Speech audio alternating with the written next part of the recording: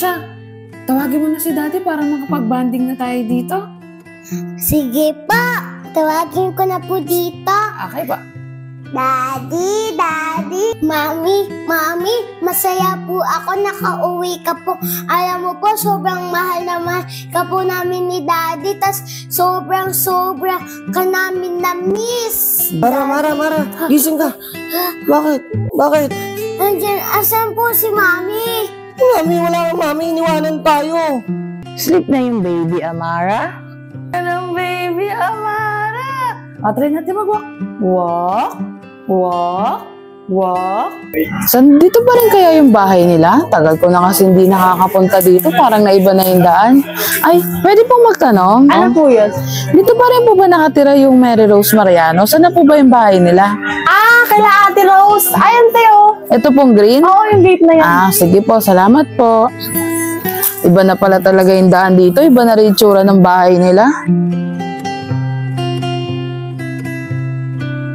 Sino yan?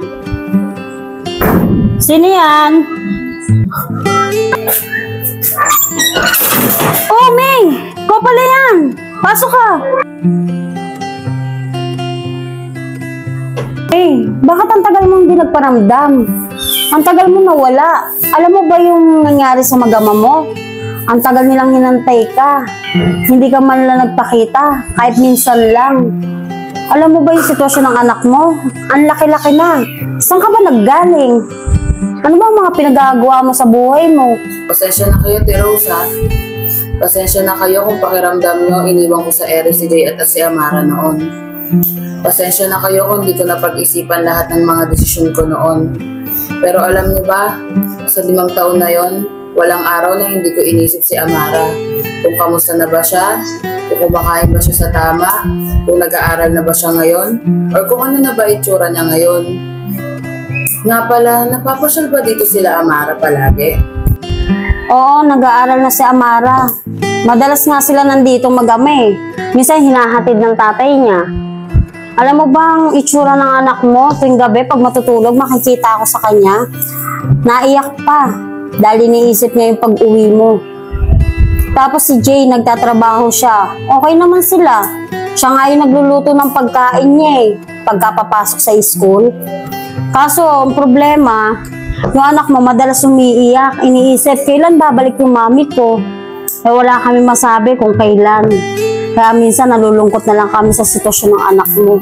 Ako yung tumayong pangalawang ina ng anak mo, May. Alam mo ba yon? Minsan tinatawag niya na nga lang akong mami.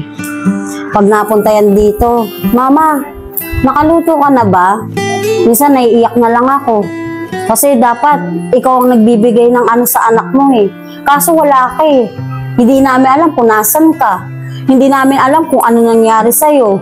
Wala kaming masabi sa anak mo. Kundi sinasabi na lang namin, alam mo ba kung ano? Babalik ang mami mo, huwag kang mag-alala. Mabubuo kayo, Mara. Kaya nga ikaw yung una kong pinuntahan, Ate Rose. Kasi sa laki ng kasalanan ko kay Jay, alam ko hindi ganun kadali para sa kanya na harapin ako ngayon.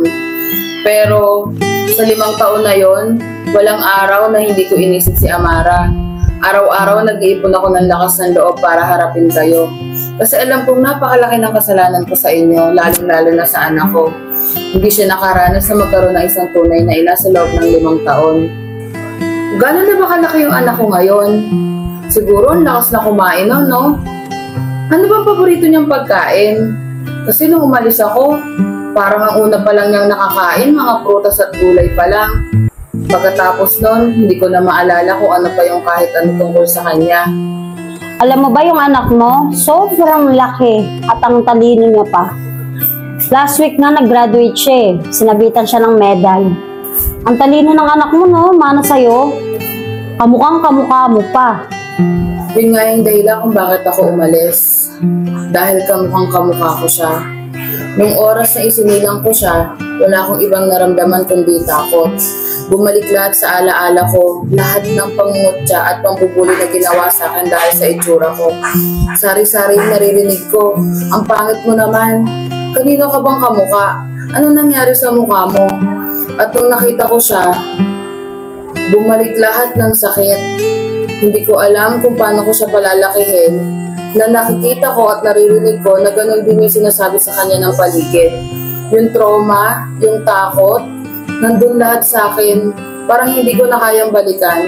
Hindi ko kayang makita na umiiyak ako at umiiyak yung anak ko na dahil sa parehas na dahilan. Kaya inisip ko na siguro mas okay kung lalayo ako sa kanya.